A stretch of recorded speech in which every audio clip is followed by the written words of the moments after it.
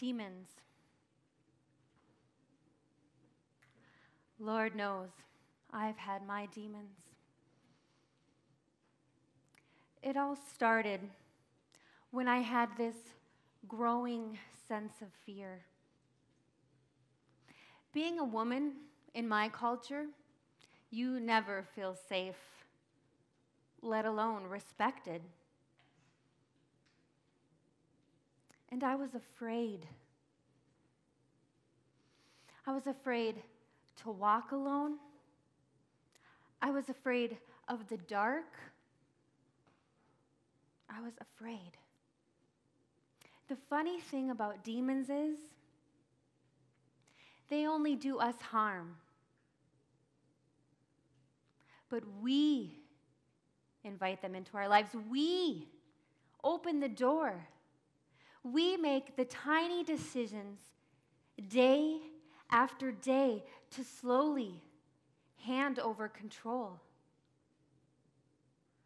So I had this growing sense of fear. I was afraid of everything. I was even afraid of men. I'd seen enough to know that most men can't be trusted. And as my fear kept on growing, I started to see threats behind every corner, and I just couldn't take it anymore. I longed for the torment to end. So I let my demons in the door. I don't remember much from that dark period or when I lost control. I just know that I wasn't myself. The Bible records that there were 7 demons, 7 hideous, awful, just terrible powers that were running and ruining my life. And maybe you don't believe in all that. But let me ask you this. Have you ever dealt with demons? Maybe your demon was addiction or an abusive relationship. Maybe your demon was self-absorption or self-hatred. Demons come in all shapes and sizes. And if you've ever found yourself under the power of a problem beyond your control, then you know exactly what I went through. Most days I wanted to die. I hated myself, and I didn't even know why. Months went by, just passed by in a blur. I barely existed, with no hope in sight.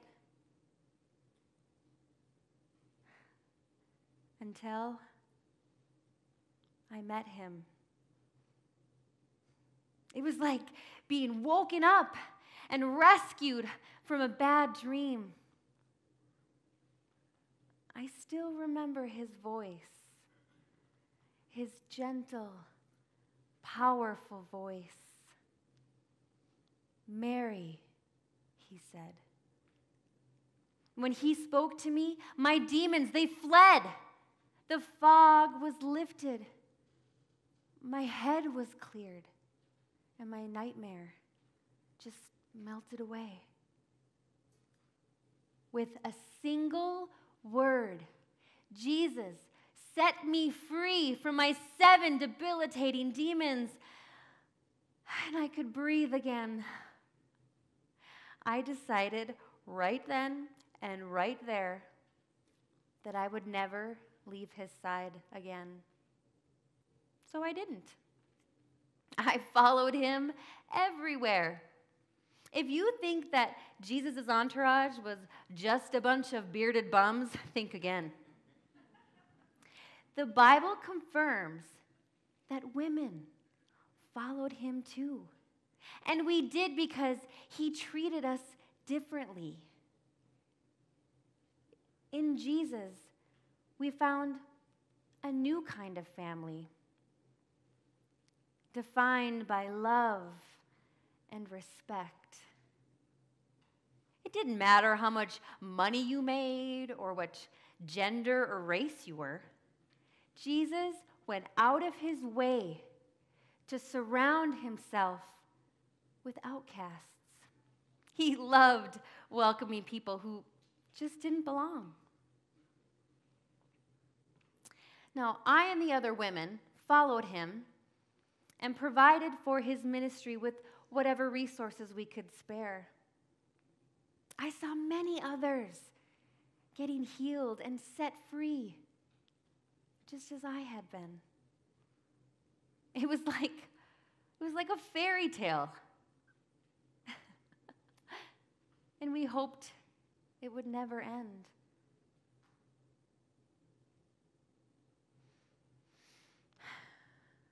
But the end did come nonetheless. We heard the rumors that the authorities wanted Jesus killed, but with his power, we just didn't think it was possible. Even after he was arrested, I just assumed that everything would work out and it would all go back to normal. That is, until I saw him hanging from that hideous cross. I barely recognized him. His body was shredded. His face was disfigured. I and the other women stood at a distance, and we nauseously were watching, and we were weeping for hours as Jesus suffered and panted and choked to death.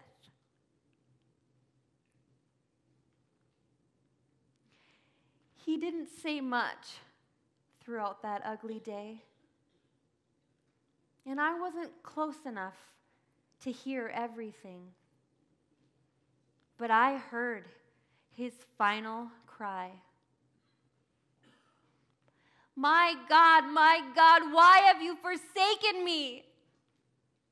Here was that same voice that called me out of my nightmare, now crying out in anguish. I wanted to die with him. And in the end, it seems, the demons got the best of us all.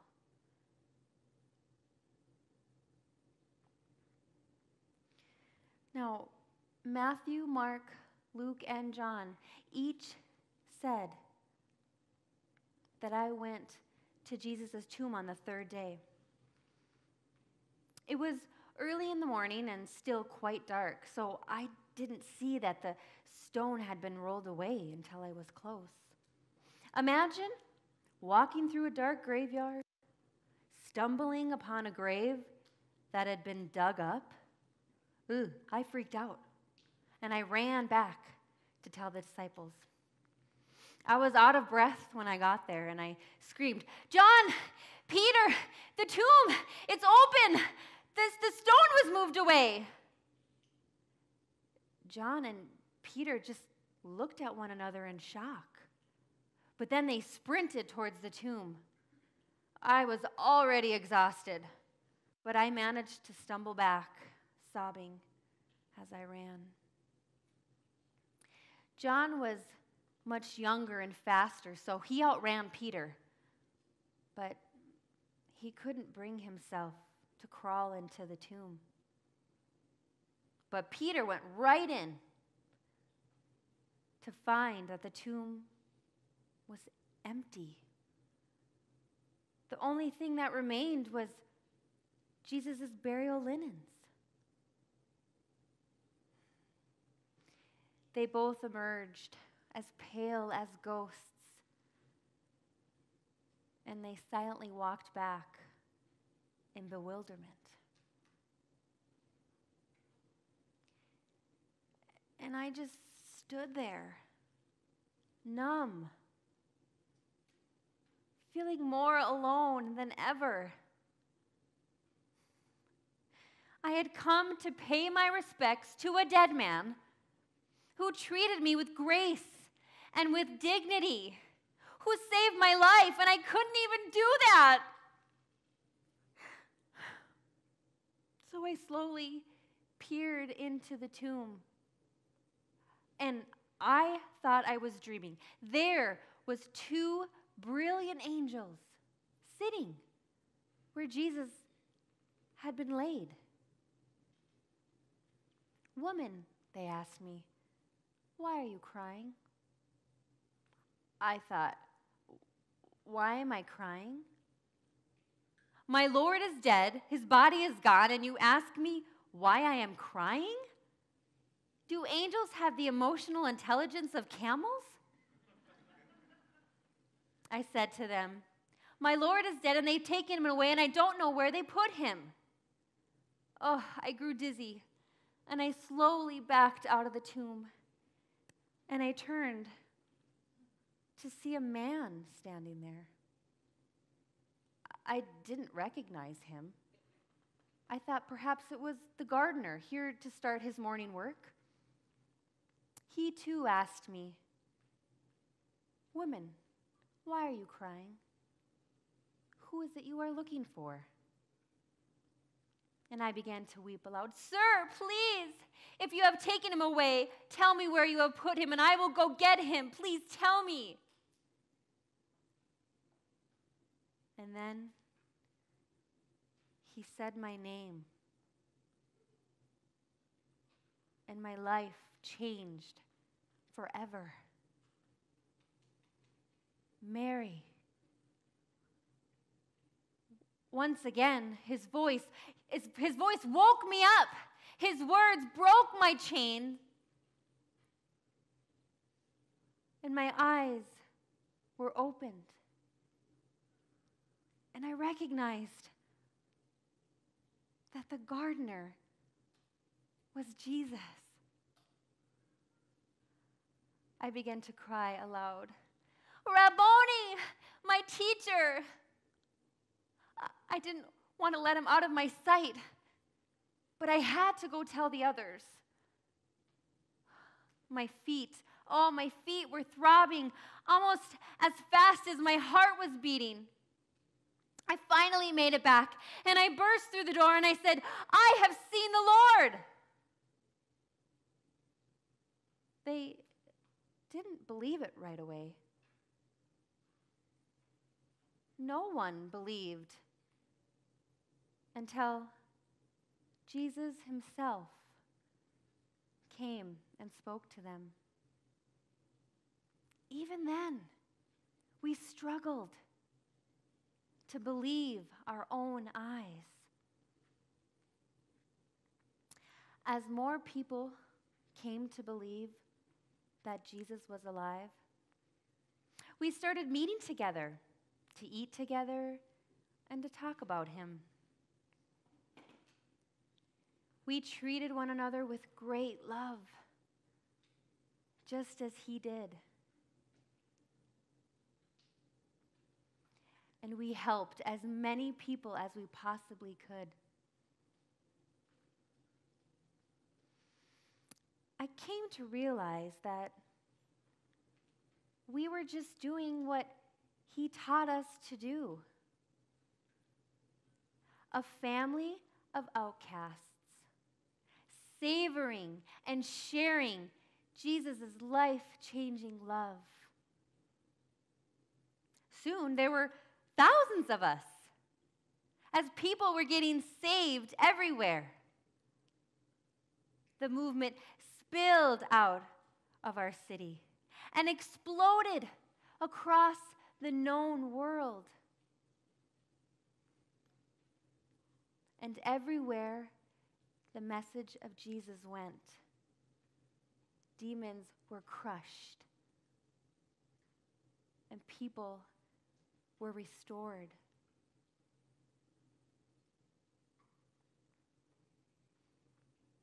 So what about you? Tonight, I pray you hear his voice calling you from darkness to light, waking you up to his powerful love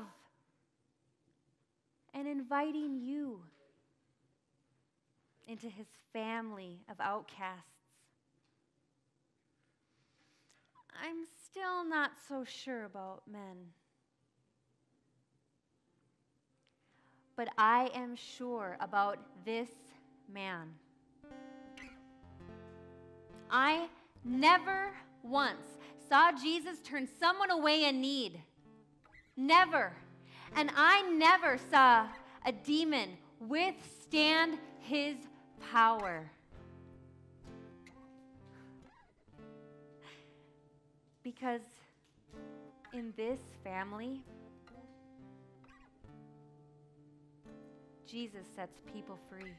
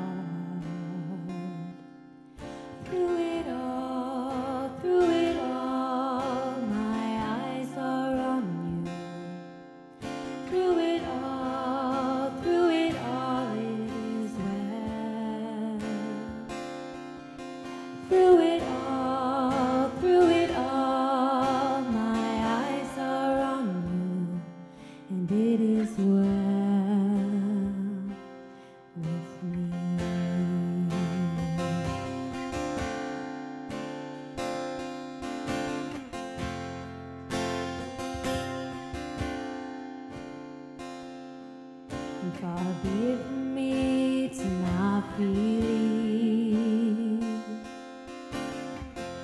even when my eyes can see. And this mountain that's in front of me will be thrown into the midst of the sea. Through it all, my eyes are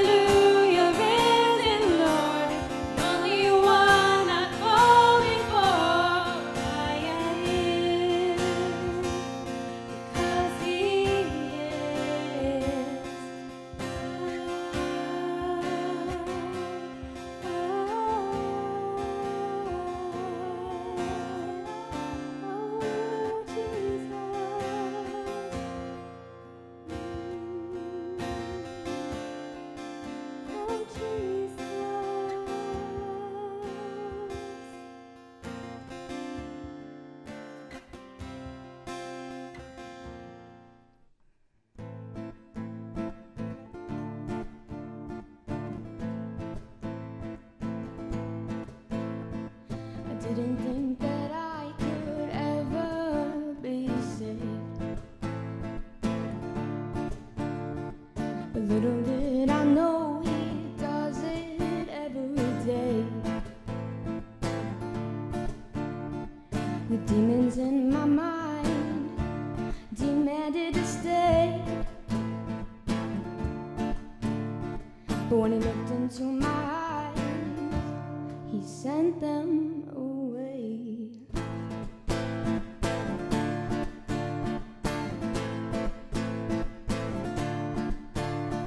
And when I was set free, I saw how everything changed. And from that day on, my life was rearranged. I didn't want to leave him, but tragedy came. The demons returned on the night that he was betrayed. And I was fighting for my soul. He came and made me whole, and then I met the one. And then I fell down at my feet. My tears could not compete with the perfect love, with his perfect love.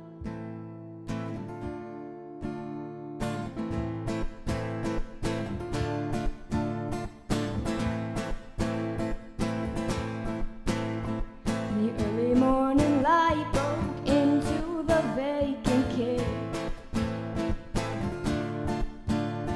Who is it that you seek? I heard the angel say. A stranger came beside me